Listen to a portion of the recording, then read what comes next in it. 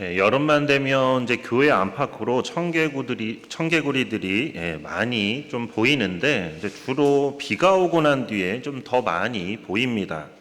그래서 청개구리들을 볼 때마다 뭐 옛날에 이제 뭐 들었던 청개구리 이야기가 생각이 나기도 하고, 또 오늘 본문 말씀처럼 뭐 개구리 재앙이 또 생각나기도 합니다. 그래도 이제 청개구리는 뭐 외모도 좀 작고 귀엽기도 하지만 뭐 개구리라고 해서 다 그렇게 작고 귀여운 건 아니죠. 개구리인데도 외모도 막 우락부락하고 막 울음소리도 막 황소처럼 운다고 해서 황소개구리라는 그런 이름이 붙은 개구리를 아실 겁니다. 뭐 직접 보지는 못하셨어도 이름은 다 들어보셨을 텐데, 뭐 아시는 것처럼 황소개구리는 뭐 우리나라 토종개구리는 아니고 외국에서 들여온 이제 외래종입니다. 황소개구리를 이제 국내에 들여온 이유는 이제 식용을 목적으로 들여왔죠. 그래서 일본에서 이제 식용을 목적으로 해서 들여오게 되었는데, 뭐 보시면 아시겠지만 워낙 이제 혐오스럽게 생겼기 때문에 결국 장사가 잘 되지를 않았습니다. 그러자 이제 가게 주인들이 저수지 등에 몰래 그렇게 야금야금 버리면서 결국 우리나라 전역으로 퍼져나가 생태계 교란을 일으키는 그런 생태계 교란종이 되고 말았습니다. 이 황소개구리들은 막 욕심도 그렇고 먹성도 그렇고 그런 욕심이나 먹성이 얼마나 많은지 그냥 자기 눈앞에 뭔가 움직이는 것만 보이면 그게 뭐든 그냥 일단 달려들어서 입에 넣고 봅니다. 그래서 우리나라 토종 개구리들을 막 다 잡아먹고 막 물고기와 새우, 심지어 이제 개구리면서 막 새와 뱀까지 잡아먹는 게 바로 이 황소 개구리입니다. 하루에 뭐 100여 마리의 그런 토종 생물을 잡아먹는다고 하니까 정말 어마어마한 거죠. 게다가 더 심각한 것은 번식력이 매우 강하다는 점입니다. 개구리 자체가 뭐 번식력이 강하기는 하지만 황소개구리는 뭐 일반 개구리보다 더하다는 거죠. 그래서 알을 낳을 때 뭐 일반 개구리들이 1000개에서 한 4000개 정도 알을 낳는다고 하면 이 황소개구리는 뭐 거의 한 10,000개에서 40,000개까지 알을 낳는다고 합니다. 게다가 1990년대까지만 해도 천적이 거의 없어서 너무나 급속도로 그 개체수가 늘어났습니다. 그러니 이제 토종 생물들의 피해가 이만저만이 아니었겠죠. 그런데 이건 뭐 토종 생물만이 아니라 사람들에게도 너무나 큰 피해였는데, 농촌 지역에서는 논과 저수지가 이 황소개구리로 뒤덮이면서 농작물 피해는 물론이고 밤잠을 설칠 정도로 아주 시끄러운 그 울음소리 때문에 고통이 막 이만저만이 아니었다고 합니다. 이렇게 처음에는 도움이 될 것이라고 생각했던 게 결국에는 이제 재앙이 되어버린 것이죠. 그래도 다행히 이제 2000년대 중반 이후로는 이제 황소개구리가 옛날만큼 많이 보이지 않는데, 여기에는 이제 몇 가지 이유가 있다고 합니다. 그리고 그 중에 가장 큰 이유는 고니와 천둥오리, 그리고 외가리와 가물치 같은 그런 토종 천적들의 반격이 시작이 됐기 때문입니다. 그러니까 처음에는 못 보던 거니까 그냥 건드리지도 않고 먹지도 않다가 한번 맛을 보니까 맛이 있는 거죠. 그래서 그때부터 이제 많이 잡아먹기 시작한 겁니다. 특히 이제 가물치와 오리는 황소개구리 알과 올챙이들을 뭐 거의 씨가 마를 정도로 그렇게 널름널름 삼킨다고 합니다. 그래서 다행히 지금은 또 개체수가 많이 줄었다고 합니다. 그리고 모르겠어요. 뭐 황소개구리가 외국에서는 그렇게 막 엄청나게 큰데 이상하게 우리나라만 오면은 모든 것들이 조금 다 작아지는 것 같습니다. 그래서 요즘에 진짜로 뭐 학계에서도 그런 이야기를 한다 그러더라고요. 그 황소개구리의 그 크기가 옛날보다 많이 작아졌다고 합니다. 그러니까 외국 가면은 막 엄청 커지는데 우리나라만 오면 많이 작아지는 것 같아요. 그래서 뭐 아시는 것처럼 우리나라에 있던 가물치도 막 그게 이제 미국에 가져가 가지고 미국 저수지에 풀어놨더니 우리나라 가물치는 뭐 그렇게 크지 않은데 미국 가물치는 막 2m, 3m 막 그렇게 큰다고 합니다. 모르겠어요. 우리나라는 뭔가 뭐 누르는 기운이 있는 건지. 어쨌든 이제 뭐 지금은 다행히 좀 개체수가 많이 줄었다고 합니다. 자, 이렇게 도움이 될 거라고 생각해서 들여온 그런 외래종이, 그런데 사실 뭐 도움보다는 이제 돈벌이를 위한 그런 돈벌이에 대한 욕심 때문에 들여왔다는 게 더 맞겠죠. 어쨌든 이렇게 들여온 외래종이 우리나라 생태계를 파괴하면서 뭐 재앙까지는 아니더라도 큰 문제가 되는 경우들이 많은데, 뭐 이건 황소개구리만이 아닙니다. 뭐 큰 쥐처럼 생긴 뭐 뉴트리아도 그렇고, 큰잎배스라고 불리는 그런 물고기도 그렇고, 지금도 여전히 진행 중인 일들이 있습니다. 오늘 본문 말씀의 내용은 아시는 것처럼 개구리 재앙에 관한 말씀인데, 이 말씀도 그런 맥락에서 이제 연결되는 부분이 있습니다. 개구리는 애굽 사람들에게 있어서는 특별한 의미였습니다. 그래서 그들이 섬기던 우상 중에는 몸은 사람의 몸이지만, 몸은 그러니까 여성의 몸이지만 머리는 개구리 머리를 하고 있는 그런 헥트라는 여신이 있습니다.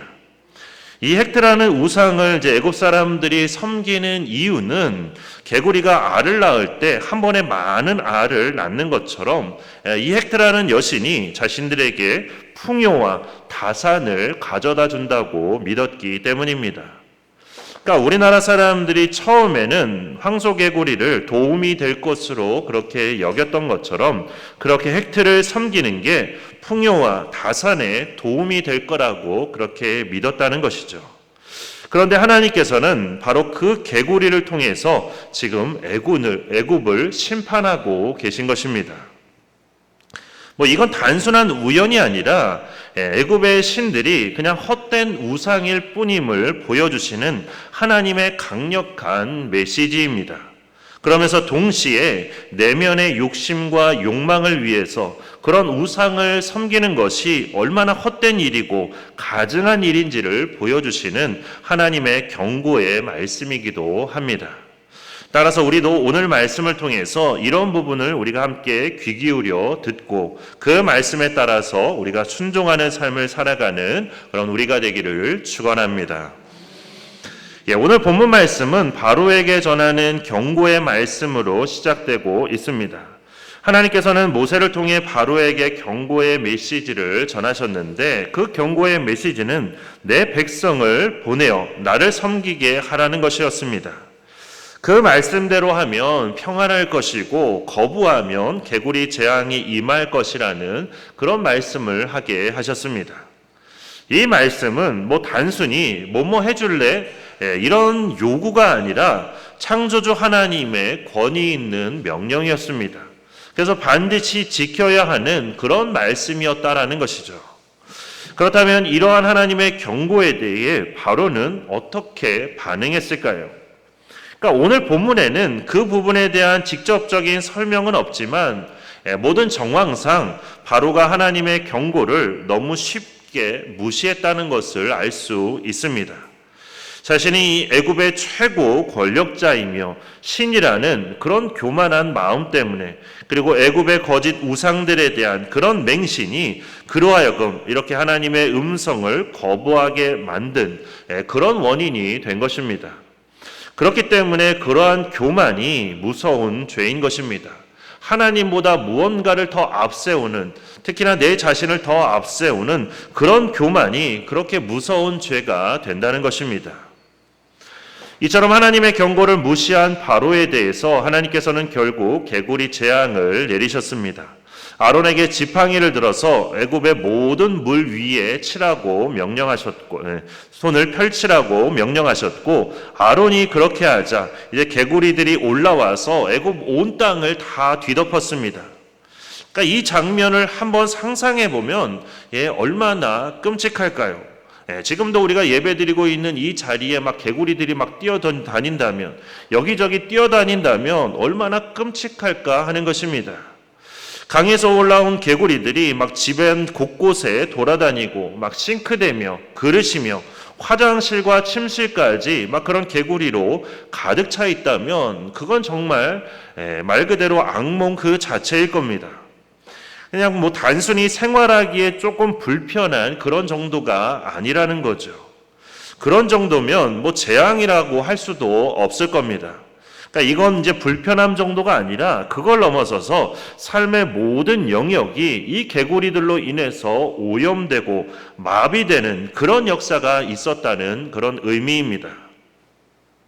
뭐 아시는 분들은 아시는 것처럼 뭐 최근에 외래종 벌레인 그 러브버그, 벌레 이름도 러브버그예요. 뭐 처음에는 뭐 사랑을 너무 많이 하나 뭐 그런가 했는데 뭐 왜 러브버그라고 지었는지는 잘 모르겠지만 이름이 러브버그입니다. 근데 이 러브버그가 우리나라에 이제 갑자기 많아지면서 여러 가지 좀 문제들이 생겼죠. 그래서 뭐 뉴스를 보는데 인천 계양구에 있는 어느 등산로 데크를 이렇게 화면이 비춰졌는데 그 데크가 이 벌레로 막 까맣게 덮여 있는 그런 모습을 보게 됐습니다. 그러니까 뭐 제가 직접 그 자리에 있는 것도 아니고 막 뉴스를 통해서 보는데도 막 온몸이 막 근질근질하고 소름이 돋고 했는데, 그런데 만약 그게 이제 벌레가 아니라 개구리였다면, 등산로가 아니라 우리 집 마당과 거실이 그렇게 개구리로 가득 차 있었다면 얼마나 더 끔찍했을까요? 아마 말로 할 수 없을 만큼 너무나 끔찍했을 겁니다. 그만큼 개구리 재앙이 얼마나 끔찍했는지를 우리가 알 수 있다는 것이죠. 그런데 앞서도 말씀드린 것처럼 개구리는 애굽 사람들에게는 특별한 의미였습니다. 오죽하면 자신들이 섬기는 신의 모습을 그렇게 개구리 모양으로 만들어 놓고 그것을 섬겼을까요? 그만큼 그들에게 개구리는 너무나 특별한 의미였고, 그렇게 그들은 개구리를 좋아했고, 그런 개구리를 향해서 늘 풍요와 다산을 기원하며 꿈꿨다는 것입니다. 하지만 문제는 개구리는 그런 존재가 아니라는 거죠.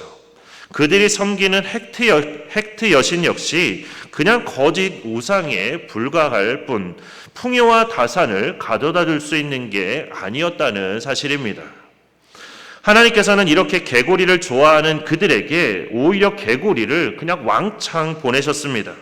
너희들이 좋아하는 개구리 정말 원 없이 한번 만나봐라. 그러면서 아주 그냥 개구리로 차고 넘치게 하셨다는 거죠. 그래서 정말로 풍요와 다산의 복을 받게 되는지 아닌지를 너희가 좀 직접 경험해 보라는 겁니다. 하지만 그런다고 해서 뭐 풍요와 다산의 복이 있을 리가 없는 것이죠. 그냥 오히려 재앙으로 다가왔을 뿐입니다. 우리의 인생도 그렇습니다. 많은 사람이 풍요와 다산을 원합니다. 물론 다산이라는 게 요즘은 뭐 옛날과는 달리 많은 자녀를 낳는 그런 다산을 원하는 게 아니죠. 요즘에는 내 자녀가 크게 성공하는 그런 다산의 의미로 좀 바뀌기는 했지만, 어쨌든 이렇게 풍요와 다산을 바라고 소망하며 꿈꾸는 사람들이 오늘날에도 여전히 많습니다. 그런데 그러한 소망이 이루어진다고 해서 그게 과연 모두 다 복이라고 말할 수 있냐 하는 겁니다. 만약 그렇다면 뭐 우리나라 재벌들은 우리나라에서 가장 행복한 사람들이어야 하는데 과연 그런가 하는 겁니다. 재벌들의 얼굴을 보면 뭐 행복은 별로 없는 것 같아요. 늘 얼굴이 막 사납고 사람들에 대한 불신으로 가득 차 있는 그런 얼굴인 것 같습니다. 게다가 자녀들이 크게 성공한다는 게 과연 다 복이라고 말할 수 있냐 하는 겁니다. 자녀들이 잘 되는 게 좋을 수는 있지만 오히려 그로 인해서 자녀들에게 무시를 당하는 부모님들도 꽤 많이 있습니다. 또 자녀들이 성공해서 해외로 멀리 가버리는 바람에 평생 자녀들을 몇 번 보지 못하는 그런 부모님들도 계십니다. 그래서 그런 것 때문에 나중에 속으로 마음 아파하시고 막 한탄하시는 그런 어르신들을 본 적도 있습니다. 이처럼 내가 원하는 게 다 채워진다고 해서 그게 다 복이 되는 게 아니라는 겁니다. 오히려 그게 심해지면 결국에는 욕심이 되고 탐욕이 되는 것입니다. 그리고 우리 속담에 바다는 메워도 사람의 욕심은 못 채운다는 그런 속담처럼 사람의 탐욕은 그렇게 결국 탐욕에 눈이 멀게 되면 더 많은 탐욕을 추구하게 되는데 그 끝이 없게 된다는 것이죠. 그게 바로 이렇게 개구리 재앙처럼 재앙이 되어서 우리에게 돌아오게 된다는 겁니다. 결국 지나친 욕심은 재앙이 된다는 것, 그게 바로 이 개구리 재앙에 담겨 있는 또 다른 메시지인 것입니다.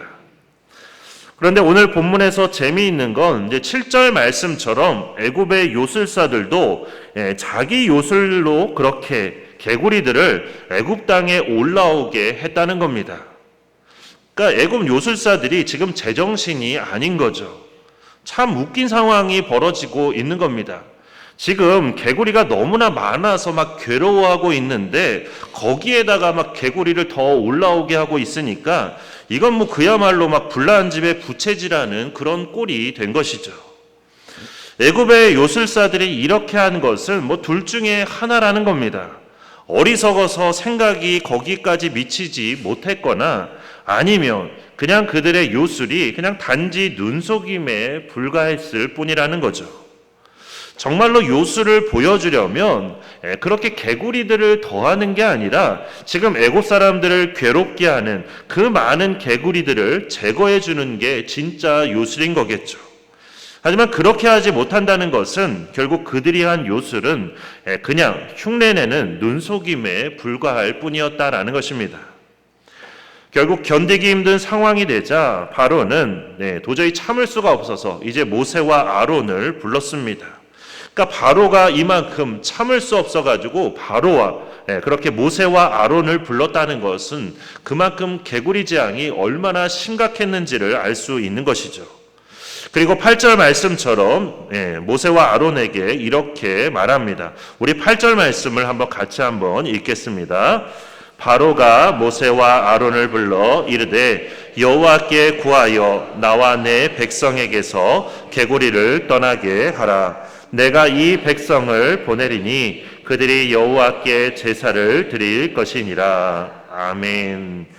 이 말씀을 보면 바로가 회개하고 뉘우치는 것처럼 보이지만 그렇지가 않습니다. 하나님께서는 바로의 마음이 그렇지 않다는 걸 너무나 잘 알고 계셨습니다.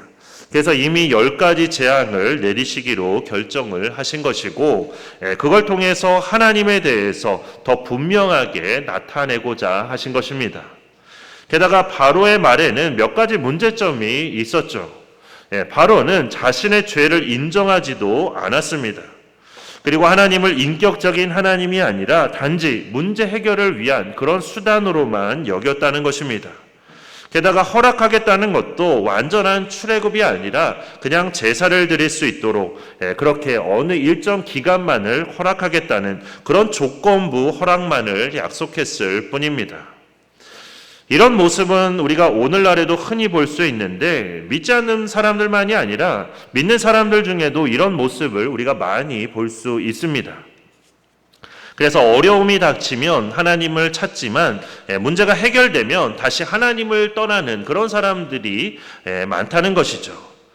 특히나 이제 수능과 대입이 가까워지면 더 그렇습니다. 지금이 딱 이제 그럴 만한 시기인데 그렇게 수능을 앞두고 대입을 앞두고 있으면 교회마다 말하지 않아도 새벽 기도회가 저절로 부흥하는 역사가 일어납니다. 그런데 문제는 뭐냐면 이제 수능이 끝나고 대입 기간이 끝나면 마치 언제 그랬냐는 듯이 다시 이전처럼 돌아간다는 거죠. 썰물 빠지듯이 그냥 다 빠져버린다는 겁니다. 그래서 잘못 오해하면 자녀들의 삶이 수능과 대입으로 끝나는 건가? 이렇게 오해가 될 수도 있다는 거죠. 그 이후의 삶은 아예 없는 것처럼 그렇게 오해가 될 수도 있는데 사실 수능과 대입은 그냥 삶의 한 과정일 뿐입니다. 오히려 그 이후에 더 많은 어려움이 있고 더 힘든 순간들이 너무나 많습니다. 그만큼 그 이후에 더 많은 기도가 필요하다는 건데 그렇게 수능과 대입이 끝났다고 마치 다 끝난 것처럼 생각한다면 그것만큼 지혜롭지 못한 그런 신앙생활이 없는 것이겠죠. 그렇게 부디 무엇이 더 중요하고 우리가 무엇을 어떻게 구해야 하며 그 이후에도 우리가 어떤 자세로 신앙의 길을 걸어가는 것이 더 중요한지를 우리가 깨닫고 지혜롭게 그 길을 걸어가는 그런 우리가 되기를 축원합니다. 바로의 말을 들은 모세는 아마도 바로가 거짓말을 하고 있다는 걸 모세도 이미 알고 있었을 것입니다. 왜냐하면 하나님께 이미 들었기 때문이죠. 하지만 그렇다고 해서 바로 앞에서 에이 거짓말하지 마세요 이렇게 말할 수는 없겠죠. 그래서 뭐라고 말하냐면 오늘 9절 말씀처럼 이렇게 질문합니다. 내가 왕과 왕의 신하와 왕의 백성을 위하여 이 개구리를 왕과 왕궁에서 끊어 나일강에만 있도록 언제 간구하는 것이 좋을는지 내게 분부하소서. 그러니까 모세가 이렇게 언제인지를 질문했으면 지혜로운 사람이라면 이제 언제라고 말해야 되는 걸까요? 1번 내일, 2번 모레, 3번 글피, 4번 지금 당장. 어떤 걸까요? 그렇죠. 역시 지혜로우십니다. 당연히 지혜로운 사람이라면 지금 당장 치워달라고 하는 게 맞는 거죠. 그렇게 괴로워 죽을 것 같아서 모세와 아론을 불렀으면 지금 당장 치워달라고 하는 게 맞는 건데, 이상하게도 바로는 뭐라고 대답하냐면 내일이라고 대답을 했다는 겁니다. 성경에 자세한 이유가 나와 있지는 않지만 어쨌든 바로에게는 아직도 하나님을 제대로 인정하지 못하는 그런 미심쩍은 부분이 있었다는 것이죠. 그러나 바로의 이런 의심과는 관계없이 모세가 그렇게 시간을 정하라고 한 것은 결국 이 일도 첫 번째 재앙과 마찬가지로 그냥 우연히 벌어진 자연현상이 아니라 하나님께서 내리신 재앙이라는 것을 다시 한번 강조하기 위해서입니다. 그래서 모세는 내일이라는 바로의 대답에 왕의 말씀대로 될 것이라며 이것을 통해서 당신에게 우리 하나님 여호와와 같은 분이 없다는 것을 분명히 알게 할 것이라고 그렇게 말합니다. 그래서 바로의 궁에서 나온 모세가 하나님께 기도하자 하나님께서는 약속하신 대로 그렇게 응답해 주셨습니다. 그래서 개구리들이 집에서, 뜰에서, 밭에서 나와서 모두 다 죽었습니다. 사람들이 그렇게 죽은 개구리의 사체를 이제 무더기로 쌓아 놓았는데 개구리 사체를 그렇게 쌓아 놓으면 당연히 썩을 수밖에 없겠죠. 그리고 그렇게 썩으면서 땅에서 그렇게 악취가 올라오기 시작했습니다.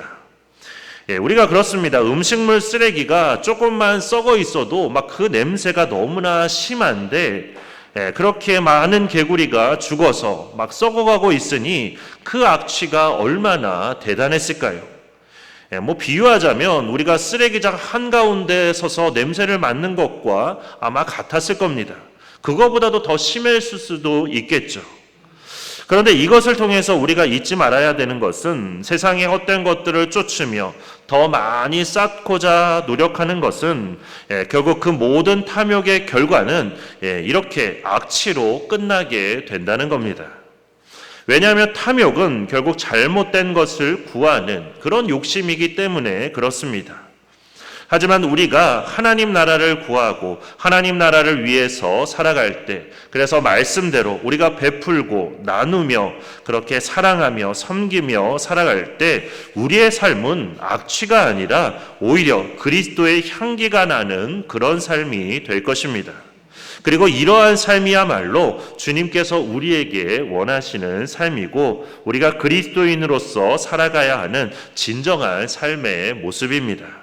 그렇게 우리는 쌓는 욕심이 아니라 나누고 베푸는 그러한 섬김을 통해서 더욱더 그리스도의 향기가 나는 그런 우리 모두가 되기를 주님의 이름으로 축원합니다.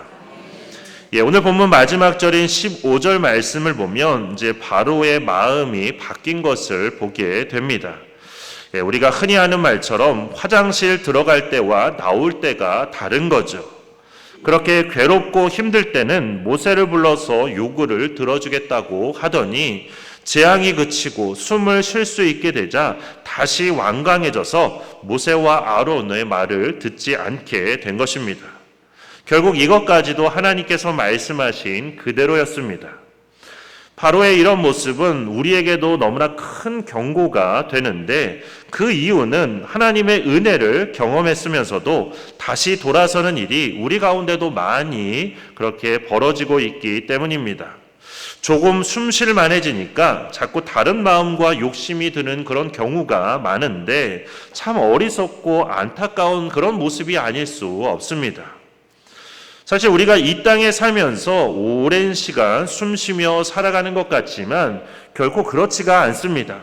지나온 시간들을 이렇게 돌아보시면 아마 그 시간들이 얼마나 짧게 느껴지시는지를 더 잘 아실 겁니다. 이처럼 우리가 이 땅에서 숨쉬며 살 수 있는 시간이 결코 길지가 않고 오히려 우리는 이 땅에서의 생을 마감한 후에 영원한 삶을 살게 된다는 것, 그것을 우리가 꼭 기억해야만 하는 것입니다. 이 땅에서의 삶은 잠시 잠깐이지만 우리가 죽은 후에 살게 될 그 삶은 영원하다는 것, 그것을 반드시 기억을 해야 한다는 겁니다.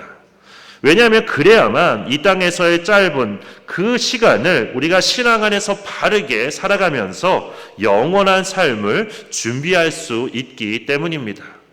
우리가 이 땅에서 어떻게 살아가느냐에 따라서 그 영원한 삶을 지옥에서 살아갈 수도 있는 것이고 아니면 천국에서 살아갈 수도 있는 것이기 때문입니다.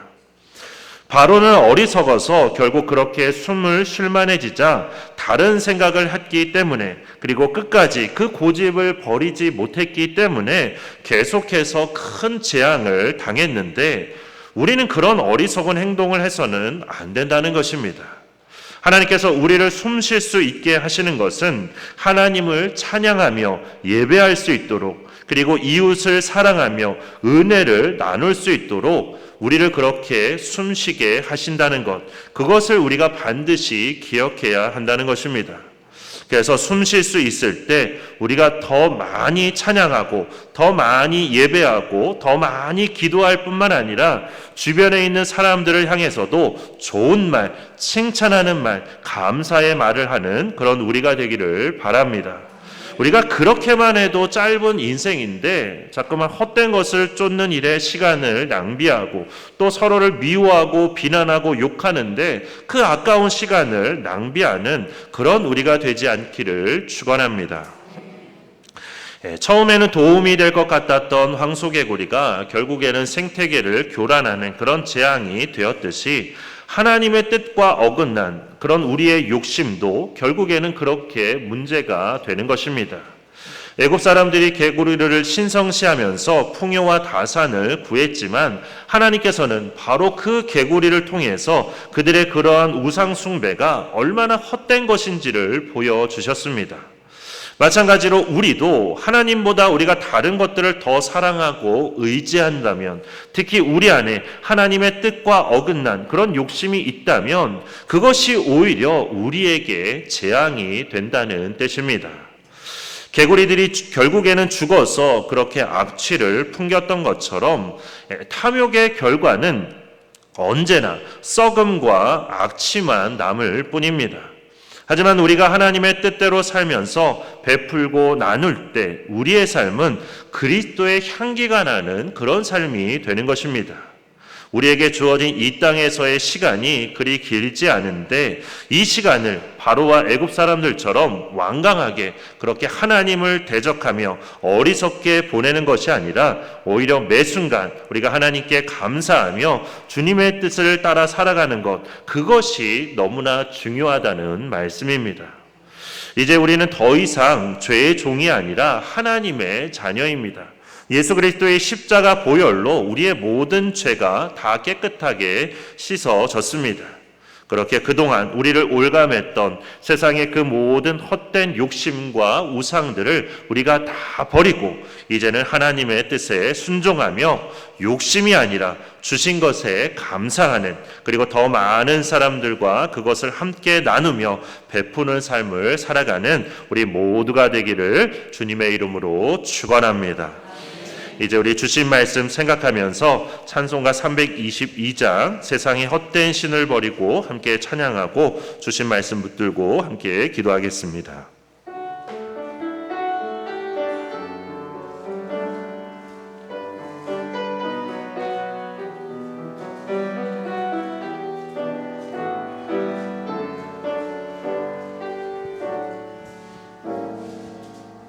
세상의 헛된 세상의 헛된 신을 버리고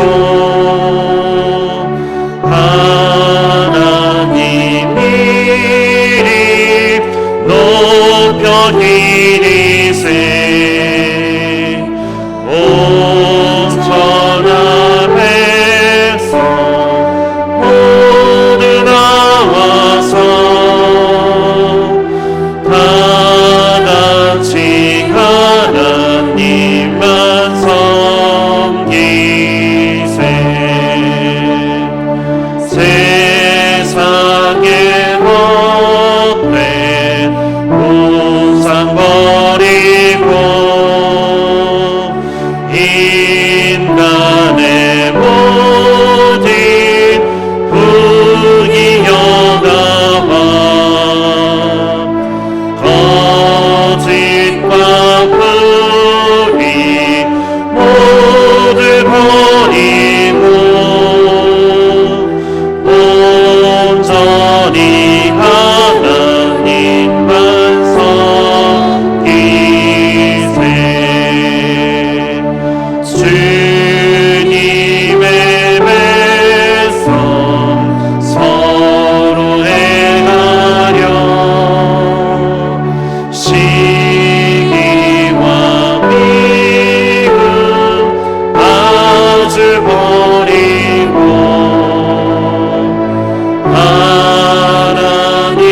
하나님만을 홀로 섬기는 천국을 어서 이루어주소서. 이 시간 우리 주신 말씀 붙들고 함께 기도하도록 하겠습니다. 기도하실 때 황소개구리처럼 처음에는 도움이 될 것 같았지만 결국에는 재앙이 되는 그런 세상의 헛된 욕심들, 이제는 우리가 그 모든 헛된 욕심들을 다 주님 앞에 버리게 하여 주시고 오직 하나님의 뜻 안에서 우리가 만족하며 감사하는 삶을 살아가는 우리가 되게 해주시기를, 그래서 탐욕의 악취가 아니라 이제는 그리스도의 향기가 나는 그런 삶을 살아가는 우리가 되게 해주시기를, 우리 다 함께 주여 한번 크게 외치고 함께 통성으로 기도하겠습니다. 주여!